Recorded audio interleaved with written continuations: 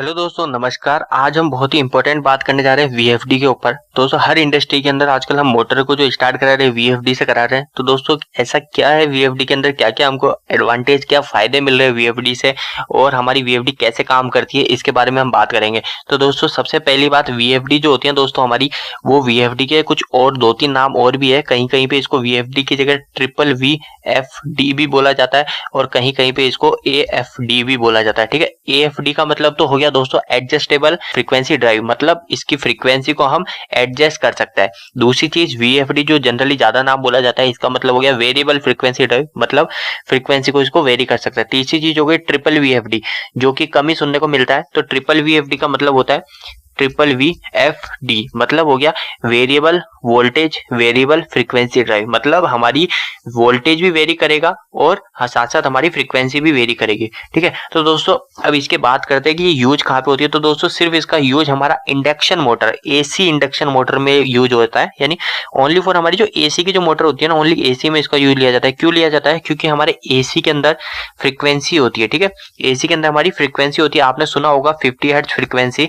तो वो फ्रीक्वेंसी के कारण हमारी एसी के अंदर इसको इसमें ले सकते हैं, डीसी के अंदर हमारी वीएफडी को नहीं लगाया जाता। ठीक है, अब दोस्तों इसका फायदा समझते हैं कि आजकल हर जगह हम जो वीएफडी को लगा रहे हैं, तो इससे बेनिफिट क्या क्या मिल रहा है। तो दोस्तों इससे जो बेनिफिट मिल रहा है ना, हमको बहुत सारे बेनिफिट है हमारी वीएफडी लगाने से। सबसे पहला जो मोस्टली बेनिफिट जो है वो है हमारा एनर्जी सेविंग हो रही है। ठीक है, एनर्जी सेविंग किस मकसद से हो रही है वो मैं बताता हूँ। एनर्जी सेविंग इसलिए हो रही है क्योंकि अगर हमारी मोटर, देखो हम क्या करते हैं दोस्तों, मोटर जो है ना, मोटर को कभी फुल लोड पे चला लेते हैं, कभी कम लोड पे चला लेते हैं।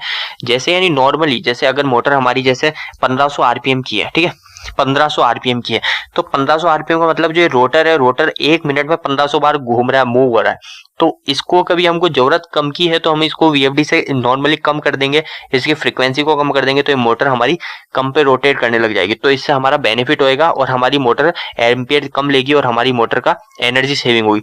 दूसरी चीज, पावर फैक्टर इंप्रूव होता है।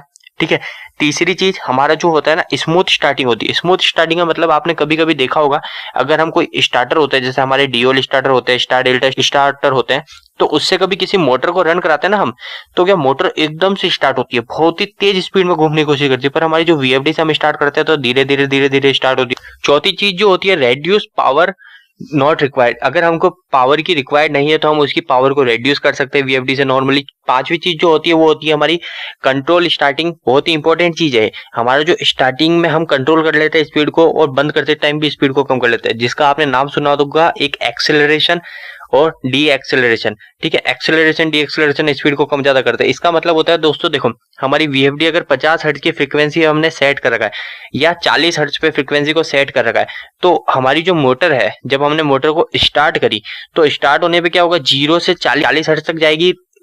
तो वो 40 हर्ट्ज जाने में कितना समय ले रही है, वो हमारा कहलाता है एक्सेलरेशन टाइम। और डी एक्सेलरेशन टाइम, वापस से 40 हर्ट्ज होने के बाद वापस से 0 हर्ट्ज होने में कितना समय लिया, तो वो कहलाता है हमारा डी एक्सेलरेशन टाइम। ठीक है, तो डी एक्सेलरेशन टाइम का फायदा हमको ये है कि कभी भी मोटर, कभी जैसे यानी कोई ऐसे ही स्टार्ट हुई एकदम से और कुछ मैकेनिकल जर्क आया, और मैकेनिकल जर्क हमको नुकसानदायक हो सकता है कहीं कहीं पे, तो वहां पे हम वीएफडी को जरूर लगाते हैं। और इसके अलावा सबसे जो मोस्टली जो बेनिफिट है वो है हमारा प्रोटेक्शन। प्रोटेक्शन वीएफडी के मुकाबले इतनी अच्छी होती है ना, वीएफडी में शॉर्ट सर्किट प्रोटेक्शन होता है, ओवरलोड प्रोटेक्शन होता है। मतलब शॉर्ट सर्किट का मतलब कुछ भी शॉर्ट हुआ कहीं पे, हल्की सी भी शॉर्ट सर्किट होती है, वीएफडी ट्रिप हो जाती है। ओवरलोड मतलब थोड़ा ज्यादा हमने जैसे 13 एम्पियर सेट कर रखा है इसका फुल लोड करंट मोटर का इसमें, और अगर 13 से 13.5 एम्पियर भी लिया तो वीएफडी इंस्टेंट ट्रिप हो जाएगी। अर्थ लीकेज ट्रिप, अर्थ लीकेज का मतलब हमारे हमारे यानी अर्थ लीकेज भी बहुत बेनिफिट है। जैसे तीनों फेज में हमारा एम्पियर बराबर जा रहा है, तो अगर थोड़ा अनबैलेंस हुआ ना, तो ये अर्थ लीकेज समझ लेगी कि मतलब कहीं ना कहीं बॉडी अर्थ हो गई और अर्थ लीकेज करंट में ट्रिप हो गई। चौथी चीज जो होती है वो होती है हमारा फेस लॉस। कभी हमारा यानी फेस कम ज्यादा हुआ तो मोटर हमारी चलेगी ही नहीं, उस समय भी ट्रिप कर देगी। इसके अलावा और भी बहुत सारे बेनिफिट होते हैं जो हमको वीएफडी से मिल जाता है। इसके बाद में दोस्तों हमारे वीएफडी का सिलेक्शन हम कैसे करते हैं, तो हमारी वीएफडी का सिलेक्शन हम करते हैं हमारे मोटर की किलोवाट के ऊपर और आरपीएम के ऊपर। हमारी मोटर के किलोवाट कितने, एचपी कितने, उसके ऊपर हम वीएफडी का सिलेक्शन करते हैं कि हमारी वीएफडी कौन सी लेनी है। अगर मोटर हमारी 5 किलोवाट की है तो हम 5 किलोवाट के हिसाब से वीएफडी को लेके आएंगे। ठीक है, इसके बाद में हम बात करते हैं दोस्तों वीएफडी काम कैसे करती है। तो सिंपली ये वीएफडी का कंस्ट्रक्शन हम देखो दोस्तों क्या करते हैं, जैसे हम पहले क्या करते थे, हम कोई स्टार्टर से मोटर को डायरेक्ट 3 फेज देते थे और मोटर स्टार्ट हो जाती थी। पर हम वीएफडी के केस में क्या करते हैं, पहले हम जो 3 फेज जो होते हैं वो हम वीएफडी को देते हैं, फिर वीएफडी से निकलते हैं वापस से 3 फेज और वो हमारे मोटर के अंदर जाते हैं और मोटर स्टार्ट होती है। तो कुछ इस प्रकार होता है। तो दोस्तों ये हो गया हमारा वीएफडी का पूरा कंस्ट्रक्शन। आगे जाके मैं इस पे प्रैक्टिकल वीडियो भी बनाऊंगा, इसकी एक्सीलरेशन डीएक्सीलरेशन स्पीड कम ज्यादा कैसे करते हैं उस पे भी वीडियो बनाऊंगा। तो आप जरूर इस चैनल को जरूर सब्सक्राइब कीजिए। ये वीडियो पसंद आए तो वीडियो को लाइक कीजिए, नहीं पसंद आए तो डिसलाइक कीजिए और इलेक्ट्रिकल की वीडियोस हिंदी में देखने के लिए जरूर से इस चैनल को सब्सक्राइब कीजिए। आज के लिए इतना ही, धन्यवाद।